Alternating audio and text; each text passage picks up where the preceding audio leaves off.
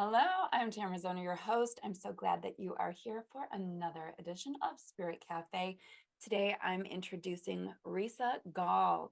Risa is a self-love and relationship coach for women, an award-winning speaker and creator of the program Freedom from Codependency, the self-love solution.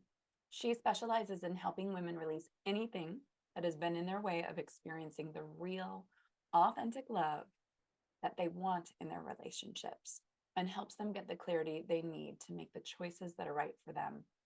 Such important work. I can't wait to find out all about her. Can you? Let's go. Hi, I'm Tamara Zoner. Welcome to Spirit Cafe. Come in, sit down, and grab a cup of love. Hello, Risa. Welcome to Spirit Cafe. We're so glad you're here. Hey, Tamara, thank you so much for having me.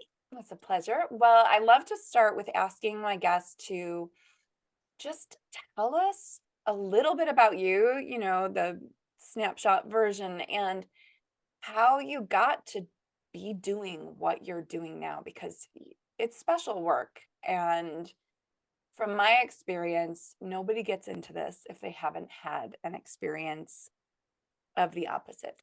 I don't know if that's true for you, but why don't you tell us about Absolutely true. I mean, it? we teach, we're most passionate about what we want to learn ourselves, right? Yeah.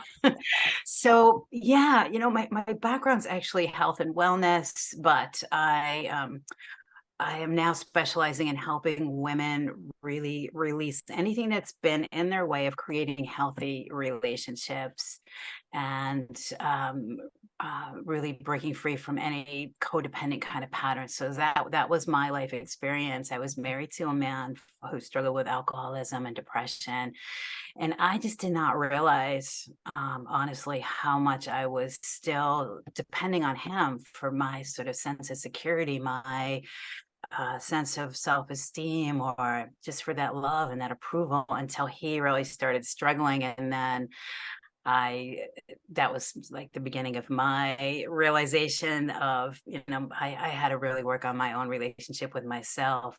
And so that's been my life journey. It's like, how do you really love yourself? How do you like who you are? How do you come into alignment?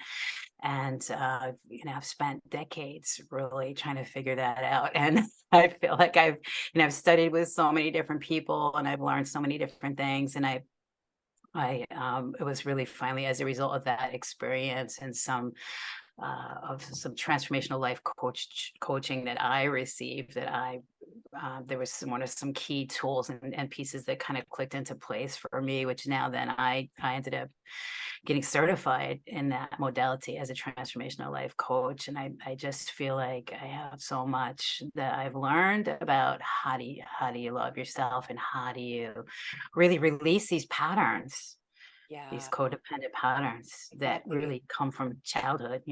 Right, and that was the question that was formulating in my mind. I'm wondering, because as I talk to you, I think of my own experience, which my listeners are fairly familiar with if they've been listening for a while. And I'm wondering, did you repeat a pattern from childhood in your marriage like I did? Yeah, it's so interesting because, I work with clients that have all kinds of different backgrounds, and a lot of them, kind of really a lot of traumatic kind of stuff in childhood. But I don't feel like that was really my experience. I had a pretty, like, quote unquote normal kind of childhood. But you know what? It's like I think that parents are just human. And Right. as kids, we just, we don't, we just, if we didn't get the attention or the validation or whatever we needed when we were in those developmental stages, usually before age 7, we just create these, we make it about ourselves because that's the developmental stage we're at. And we just take on for me, like, I had a lot of more negative experiences in, like, grade school and Mean Girls, like that 5th grade. Like, that was like one of the big experiences of just not, being rejected and not being able to invited to sit at the lunch table with the girls, and it was just like, oh, a dagger to my heart. But then, that stuff, it stays with us. I don't know if I answered your question. Like, what was I'll ask a follow-up, don't worry. How So, do these patterns get developed? Is that what you asked me? well, for you specifically, so a couple of questions. So I'm hearing you say, really you had a normal childhood. But when I Yeah. think about the generation of our parents, normal was really different than it is today, right? It was the stereotypical gender roles where the woman just being there taking care of the man, and he showed his love by providing for the family, and she showed her love by being of service to him, right? And Right.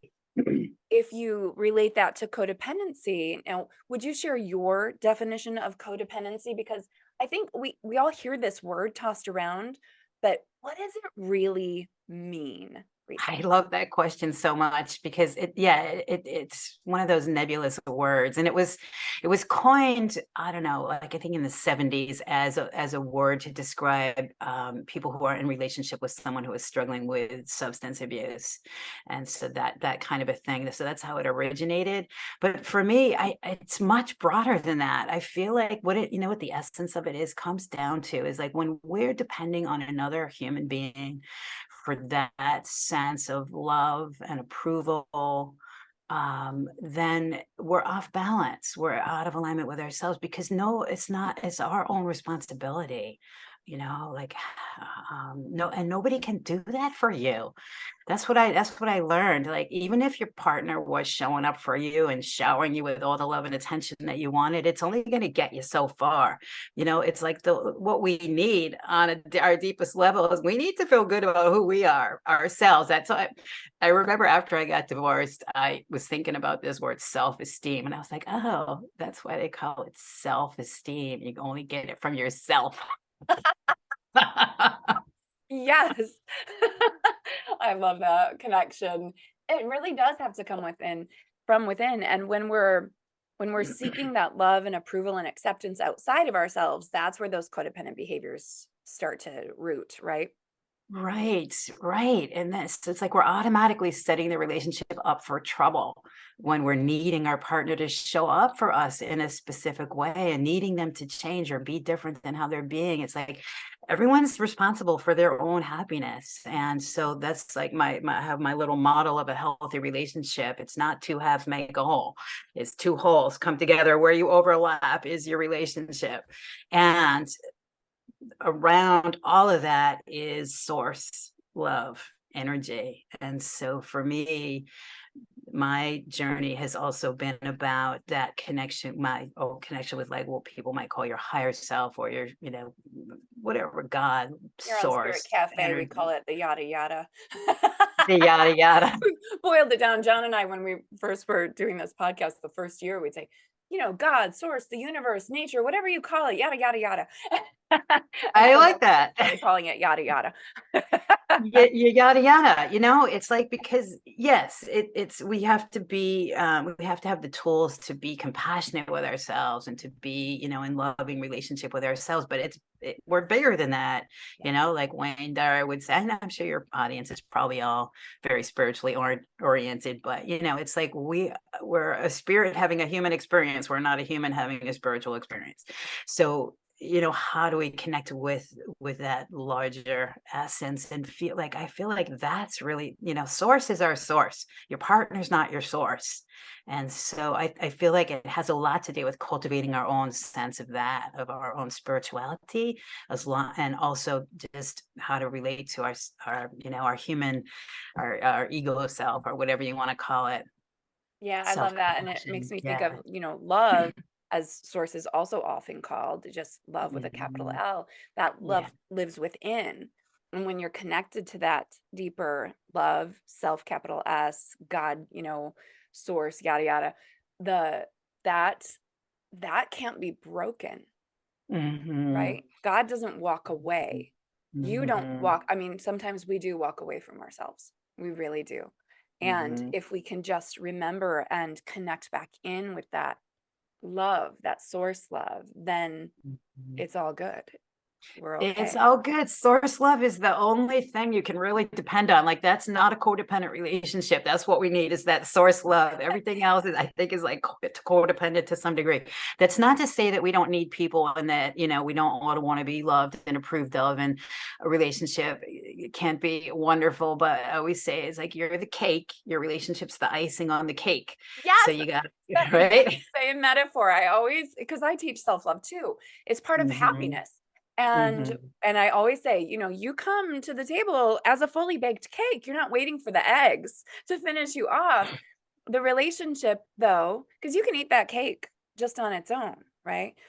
But the Hmm. icing makes it even sweeter. So that Right. other person is the icing on your cake, and you're the icing on theirs. And it's even Right. sweeter together, but you're two separate things, not dependent on one another. Mhm, mhm. Yeah, and it just can be so delicious that way. Yes. Yeah. And it is. And I have a question for you. So I used to think that all the codependent tendencies that I had developed both with a mother who I really was trying to seek her approval, and then I definitely married my mother to some extent. Um, in my marriage, I was, whatever I could try to do to please him, nothing worked, of course. But then so I thought, well, I just have to be alone. So for right after my divorce, I was like, I have to do this all alone. I have to heal all alone. And then I had a friend years later who came into my life and said, no, we heal in relationship. We heal the parts of us that were broken in relationship in relationship. And so Mm, as I started my relationship, which I'm still in almost 5 years later, it's really been this beautiful journey of tweaking the icing, so to speak, and noticing both of us, because we're both divorced, noticing for both of us when we're having an expectation on each other that really is a place that needs to be taken care of on our own. And I love also, that. yeah, Yeah. it's like it feels like such a miracle sometimes. I have to say, Mhm, I've tried to leave this relationship like 3 times in the first couple of years. But we had a friendship base, so that made it, even better. And we have very good friends who are like, wait a second, this is something good. Why don't you look at it this different way? Like, always validating feelings, but helping us both, especially me, to look at it in different lights and from different perspectives and go, oh, this is just my fear. This is just my mhm, fear uh acting out. It wasn't codependency, it was fear acting out and me wanting to withdraw because being alone felt safer than being in mhm, relationship at that point. mhm. So for the women you work with, do you see a lot of that?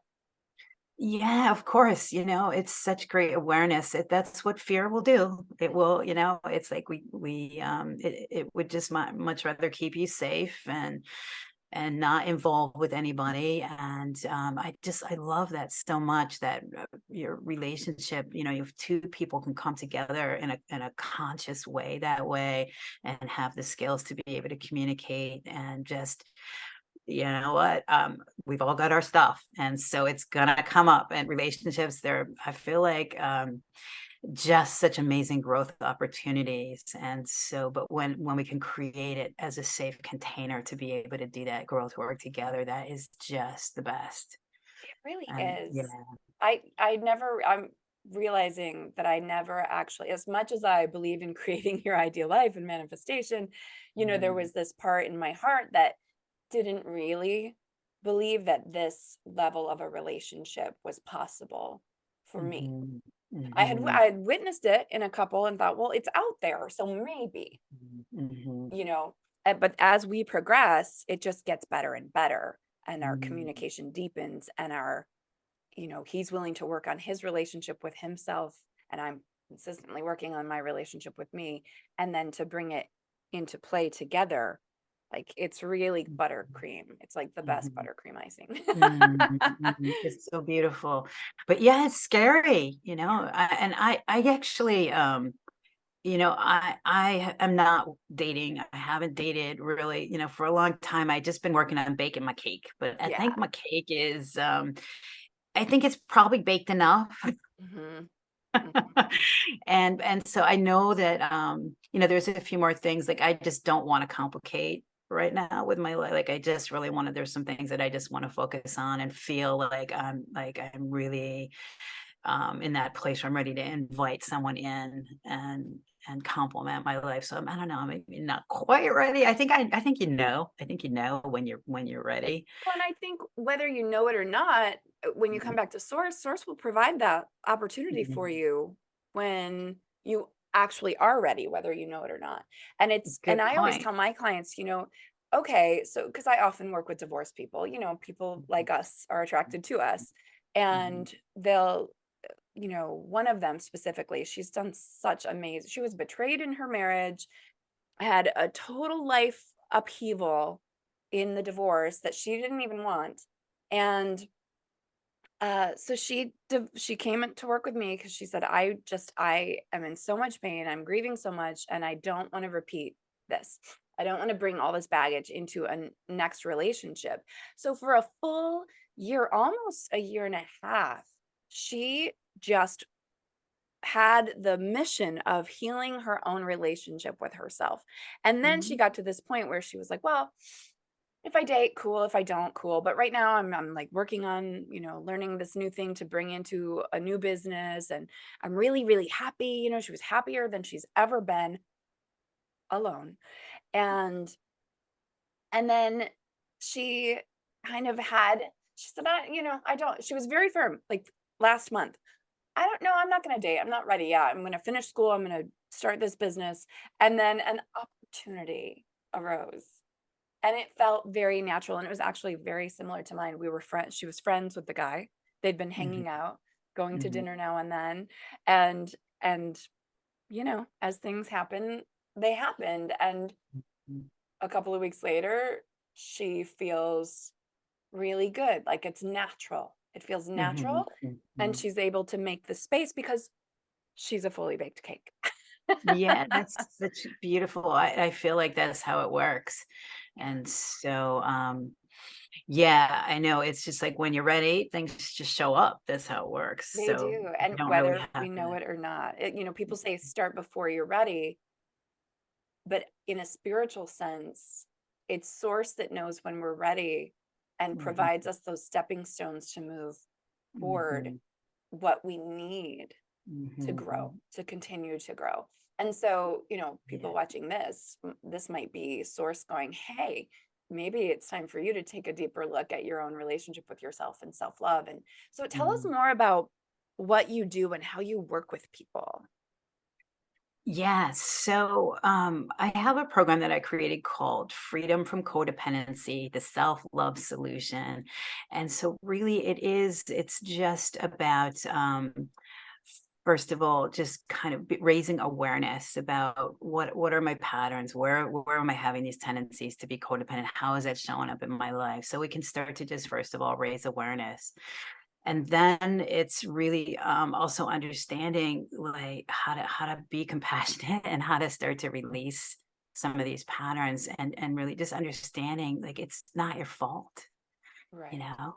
I Yeah. that was sort of a light bulb moment for me when I realized, like, I heard someone say that. It's like, "Oh," instead of, like, being so frustrated with myself about having these patterns, I was able to be a lot more compassionate with myself. I realized, it's just our little beautiful inner children who innocently just took on these misperceptions, these beliefs. And a lot of it's cultural too, like, call it the knight in shining armor syndrome. I'm not sure if I heard that somewhere else or not, but it's like we're taught, like you were saying, culturally, as little girls, oh, you need the man, you need to the The knight in complete. shining armor to come in and rescue you and make you happy. It's like we're taught, like all the Disney movies, like Yes. we're taught that. Anyway, so it's not your fault. And so a lot of the work I do is with the inner child, and I feel like it really just comes down to these younger parts of it. It always comes back to these little, these younger parts of ourselves that just need our own love and healing, and maybe, just adjustment and perspective from us as our adult selves now with the consciousness that we have to go back and like really reparent those younger parts. And so we stop running the patterns, and just to really help people understand, like, you are not that story. I feel like we sort of we like identified, our identity becomes this pattern, these like beliefs is just a pattern of thought that you just keep repeating over and over and over and over again, right? So we all have our stuff, and mine is like, the core. We all have our core beliefs of like, either I'm not good enough or I'm afraid I'm going to be abandoned, or like the two big ones. Yes. And yeah, I don't, so we just start to see like whatever it is, it's coming up. And the relationship is such a beautiful opportunity for growth. That's why I really see it as a mirror. So Mhm. anytime we call it like triggers as treasures. My Oh, I love coach, that. Veronica Cresto from the Diamond Process Coach Training Program, that's how I'm certified, but she calls it triggers as treasures. And so anytime we get really triggered by something that's really golden opportunity, there's a part of us that's raising its hand for some healing and attention. So it's a lot of just, that's the deeper transformational work. Is It's a lot of times it's just with the inner child, or how to work with the mind, and like you were saying, noticing when how to work with fear, come into right good loving relationship with fear. Yes. And I also, my background is also in Chinese medicine. I think we have some things in common with that, but I teach qigong. If people are familiar with qigong, it means energy work. It's ancient Chinese healing exercises, working with our chi, our energy in our body. But I feel like I that's such an important part of the practice, because transformation, it just doesn't happen between your ears. It's just not all cognitive. It's like we need to be in our bodies. And so I feel like qigong is just such a beautiful mind body exercise. So the type of qigong, it's really, I feel like it's like self-love qigong. It's like, how do you just be at home in your body, in your skin, with yourself, connect with source. So that the qigong that I do is very spiritual, and it's very oriented toward just embodying who you are in your wholeness, in your truth. So I bring in the qigong, and I also do remote energy healing, which is pretty wild. I don't know if people are familiar with like distance healing, but that's it's like an intuitive skill where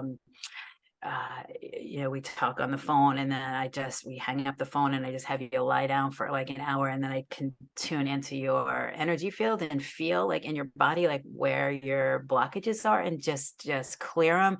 Because I think that the body, as you know, with your background too in Chinese medicine, the body, the tissues, the energy, it's, everything's energy. And so all those old beliefs, the emotions, they do manifest in the body, in the tissues, and as blockages of energy, especially like Chinese medicine, all the different organs hold energies of different emotions, right? So the distance healing is just blows me away every time, because I can feel into your body and actually help you clear on an energetic level. And also I'm very intuitive. I have the clear audience. So as I'm doing the clearing, hearing stuff like your body, Yes. your inner child is like telling me stuff, and I'm like taking pages of notes and writing down like amazing stuff that doesn't mean anything to me. But then when we get back on the phone and I tell you, do you know someone named this, or did whatever, what's your connection with this thing? Like, it means nothing to me. And then they're like, oh my God, I can't believe you picked up on that. Anyway, so I work really on a lot of levels. The transformational coaching, the qigong, the energy healing, so working, mentally, physically, emotionally, spiritually. So it's just amazing transformational work that we've been able to do with people, to just, yeah, come Yeah, into, there's incredible depth when you yeah. go into all of those areas. I love it. I often say, and now I have therapists quoting me, which I love. If you feel it, you heal it, but if you ignore Mhm. it, you store it. And it's just Ah, going to wait around for you. And it'll speak up. It'll speak Mhm. up now and then and offer you Mhm. opportunities to Mhm. release and heal. But if you ignore it more, it just gets stored deeper and deeper and deeper until we have disease, Mhm. that causes us Mhm. to finally look at it. But if we Yes. can just start to practice that awareness uh frequently, Mhm. all the Mhm. time, just being aware of those triggers, those treasures, and those patterns, and noticing when there's a shift toward a lower energy, and being able to just be with it for a minute and allow it and honor it and give it its voice. And then it just goes off on its own and we're done with it. Instead of Mhm. going, oh no, I don't want to feel this. I'm just going to ignore that. And then it just roots down inside of us and hangs out Mhm. until there's another opportunity to Mhm. speak up. And that's Yeah. not very comfortable, is it? So, Oh, how Tamara, I just have to say, you are hitting right on the core of the problem, because that's our natural tendency, is to, that's our protection. That's our ego mind. It's a protection mechanism. It's natural. It's part of being human. We don't want to feel stuff that doesn't feel good. So it's our natural tendency to want to distract or suppress, and it just doesn't heal. You have to it's kind of counterintuitive, but this is where the tools come in, right? It's just, would you be willing, and this is, if you want me to just share a little something like for everybody right now, because this is life changing. If we can just be willing to sit, when you notice, anytime you notice you're feeling any negative emotion, that's our cue. It's like your guidance system, like you're saying, just notice where, when I feel like I'm going into a lower vibration, it's like, can you just give yourself a minute and stop? Maybe sit and close eyes and breathe. I like to put my hands on my heart. The heart is it's just calming, calms your nervous system, and just to notice, or even just to sit and breathe, and just be open to notice, like go into your body, like get out of your head for a minute, because your head will be having you run all kinds of different crazy directions and not probably take you anywhere good, right? So just for a minute, just, can you just close eyes and breathe, and just feel into your body. Just notice, you're feeling some negative emotion. You could name it. You could say, yeah, whatever it is up for you right now, I'm upset because XYZ, just happened, or, just name how you feel, and then feel it in your body. Just notice, where do I feel that in my body? And just sit with it as if it was an upset child, because it really is part of you that's just upset, that needs your attention. And so if you can just sit with that feeling in your body and kind of witness it from, not like, from like that higher place, like as an adult, as a loving parent that would sit with an upset child. Like it doesn't help the child who's upset if you get down on the floor with it and start screaming and crying and getting all upset with it, right? That's not what's going to be helpful. So we just from that higher sort of a witnessing place, create a little separation, and just, if you can hold that energy, whatever you're feeling in your body, as if like you could put your arms around it with just some love and compassion, and just sit with it. No agenda to fix it, change it, make it be different. Just sit with it and see what comes up for you. And usually, then that's kind of the beginning of the transformational coaching work. It's not, I mean, to really do the deeper healing, I find it really, I honestly, I feel like we do need support with that. We do need coaching, because going into things that are just painful, it's hard. Like it's hard to hold that container for yourself, but to have someone hold that space with you and then kind of guide you through. So this is the process. This is the emotional freedom process that I use. I love that. And that is a relationship too, right? Coaching is a relationship. Mhm. And as we heal in a relationship, a dating relationship, or even a sibling or a parent-child relationship, we can heal in those places too. But often it's coming up unexpected. And if we have a coach to turn to, or therapist, but I love coaching because we're present and forward, whereas therapy tends to spend a lot of time in the past, yeah, the past comes into our present, and this is where we can work with it. And Mhm. when we're in this coaching relationship, we're able to have someone safe hold that space for us to allow us to process. And also, what I've noticed for myself, as aware as I practice being, sometimes I don't want to look. And Mhm, a coach or a really good friend who has those skills can mhm, say, "Are you, I'm hearing something in what you're telling mhm, me. Are you mhm, noticing?" And mhm. just give us kind of permission and also accountability to bring it forward and handle it, deal with it. Absolutely. I mean, like, I know the tools. I teach the tools. I use the tools and help other people. Do I still need help? Yes. Yeah. But that's why I've noticed, like, the more and more I do this work with other people, and the more coaching I also continue to receive as I continue to expand and grow and evolve. It Yeah. really just comes down to that. It's just the willingness to go within and feel whatever it is that we don't want to feel. And Right. it's just sometimes, like you're saying, we just need some support to be able to really look at that and do that. Yeah, Yeah, and it's a beautiful process.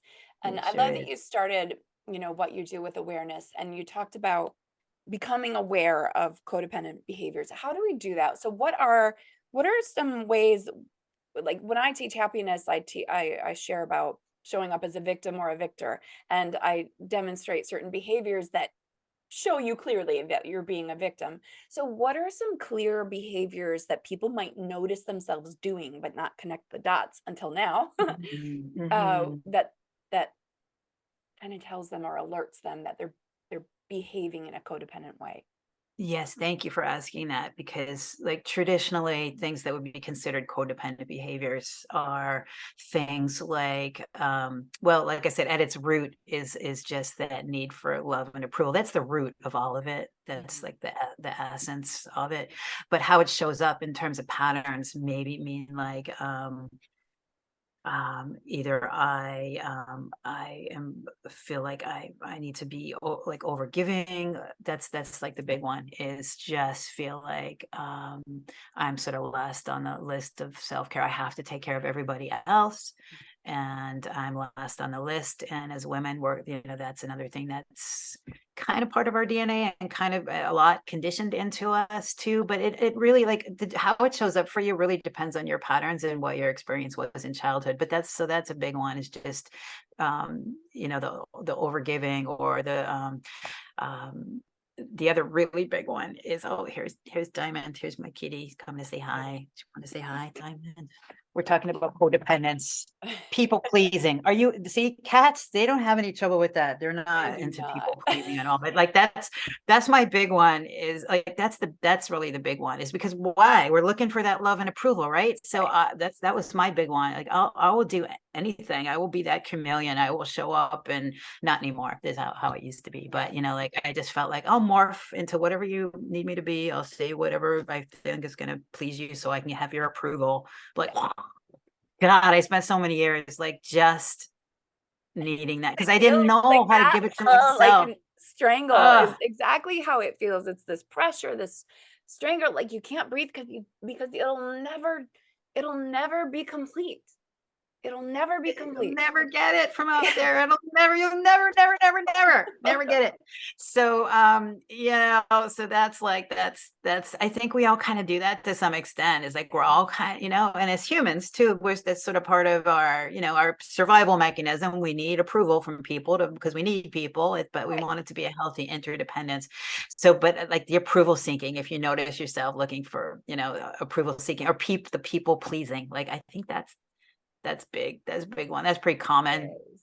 I think, Yeah. with that one, I was just going through this with my 17-year-old daughter, and she had been offered an opportunity, which would have been really good for her. And it would have she's a senior, it's her final semester of high school at the International Academy. So it's 8 honors level classes. They're not even AP classes, they're honors level classes. It is an international baccalaureate. It is an intense education program. And she's a vocalist. So she is doing, college auditions right now and all of this stuff and rehearsing and practicing. And she was offered an opportunity to sing at a local university for like a spring choir thing that they do. That's just a bonus and it's open to the community. And not usually to high schoolers, but her vocal coach was like, but I talked to the guy and I believe that you're capable and do you want to do this? So she was going through this whole, I don't know, I feel like I should because my teacher asked me and da da da. And I said, yes, honey. So if that is the reason you're having a hard time saying no, that is actually the reason to say no. Because if Beautiful. you're wanting to say yes to please your teacher, Yeah. even though it feels more like a burden than an opportunity at this point in your life, then the answer, let me help you so you don't repeat this pattern over and over, is no. Oh, Like, she's so lucky to have such a conscious mama. Yes, definitely. Yeah, yeah, it's like saying no. It's like that's the overgiving that I was talking about. Like, feeling like you have to take care when the people pleasing is saying you have to no. take care of other people as if they Yeah, can take care of themselves, right? So I think yeah, codependency also has this like, well, I'm all powerful because if I do these things, then they'll be happy and I'll be yeah, happy because then they'll love me. But that's BS. That it doesn't yeah. work that way. So that's the other big one, really, and I have very personal experience with this one, having been married, like I said, to a man who struggled with alcoholism and depression, is just, yeah, just feeling overly responsible. Right. Like I really had to learn. It was such a, I mean, I look back on that whole experience now and I'm so grateful because I learned so much. That was like the most painful time in my entire life, but I learned the accelerated learning path of personal growth, right? But Right. yeah, it's just like I really had to learn where do I end? Where do you begin? It's because we get this like sort of unhealthy enmeshment, Right. that's what Right. happens. And so I had to sort of learn like, what's my responsibility, what's not, and get things in right perspective. Like you have your own higher power and I'm not it. Right. Yeah. Yes. Yes. And we can't make anybody happy. That's their job. Yeah, and we can love people, we can support them, but then it was also the idea of like how do you detach with love and keep these healthy boundaries and learning just that Yeah. it doesn't mean I don't love you or I don't care about you. I'm just recognizing like what I have power over and what I don't, what's within my control, what's not, what's my responsibility and what's not. And I'm in charge of like, that was such a good learning for me, is just like never again will I make my emotional well-being dependent on how another person is showing up or not showing up for it. Then it's not really about me. It's about them and how they're showing up for themselves. And so just coming in, this is like sort of my gauge now of like a healthy relationship. Am I showing up in a way or from like an attitude or perspective of like what do I have to give Mhm. versus what do I need to get from you? Mhm. Mhm. Yeah. Showing up from that whole place with what do I have to give? That doesn't mean that I wouldn't receive, and that Yeah. like I said, it can be a nice, healthy interdependence and a beautiful, fun, complementary, delicious whole thing going on. But if I'm coming to it from a place of need Right. versus openness to receive and enjoy, it's different. It's a different energy. Yeah, Very different energy. I love that. Yeah. Oh my gosh, we could talk forever, I think. I know. We have a lot in common and we're on the same page. But I know that you have an event coming up very soon. So why don't you tell us how people can get a bigger bite of your cake, Risa? Yes, yes, I'm happy to share. I'm excited to be doing a free masterclass on Thursday, February 9th, Okay. right? Yes, Thursday, February 9th. Um, right before Valentine's Day, in case anyone's feeling like, I don't have the love I want in my life right now. It's 3 keys to break free from codependency and get the love you want. And we're going to talk about just help you identify maybe like what your patterns are, where is that, how is codependency showing up in your life, and give you some tools on how to start to release that. What do you need to do to really release those patterns, and what does it take to really create a healthy, fulfilling relationship, starting with ourselves. Yeah. Oh, beautiful. So I will put that link in the show notes so people can easily access it. And that is just a couple of days from now. This episode comes out on Monday, what did we say? The Right, 6th. the 6th, And yep. so, yeah, it's Monday today as you're hearing this, hopefully. And Thursday is the day of Risa's event. So be sure to click on that link and sign up ASAP. And what else? Where do you like to show up and play on social media? Where can people find you? Yes, so we have a Facebook group, a private Facebook group. We can put the link in for that too. It's called Should I Stay or Should I Go? Relationship Support for Women. And so if you're in a relationship you're not happy in, and this it's again, it's really just helping you get in alignment with yourself and get the clarity that you need to be able to make the choices that are right for you. And like you said, like to stop repeating these patterns, because we got to clean up our stuff, or it just repeats. We do. So the Facebook group is there, and if you're listening to this if you missed the master class, don't worry. I also have we can put a link in. I do offer a limited number of complimentary lasting love breakthrough sessions if you want to just have a chance to connect with me personally, and you feel like you're really ready for some support. And we'll talk about what are your challenges, where do you feel like you're getting stuck, and what do you want. And then I can just make some recommendations as far as what I see are going to be the most important things that you need to focus on to be able to move ahead and release these patterns. And we can see if it's a good fit to do more work together. But really the goal of the session is to just help you get some clarity and give you a little support and point you in the direction of what you need to focus on. So I'm happy to offer that support. And yeah. Yeah, wonderful. Well, this has been just an incredible conversation, and I'm really, really grateful. I think that everyone needs to listen to this so that they Mhm. can start to have a deeper understanding of codependency and their own behaviors and how they're showing up and giving themselves away when they could be giving Mhm. themselves to themselves and feeling so much joy and confidence, and then be that fully baked cake to come together with another one. And life is just sweeter the more we love ourselves.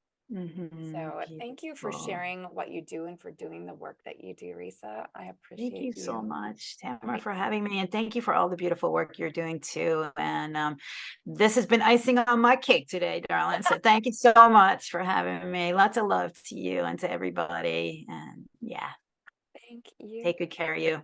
You too. Okay. I'm going to switch this view back to me. Hang out one second, Risa. Thank you for being here, Spirit Cafe. I am so glad that you showed up for yourself today to listen to this conversation. And as always, please like, subscribe, rate, review, and all that fun jazz that helps us to grow and get these conversations out to more people who need them. And I don't know anyone who doesn't, frankly. So thank you. And I will talk to you next week. Bye. Thank you for joining us on Spirit Cafe. Please leave all comments on our Spirit Cafe Facebook page or in the comments below our YouTube videos.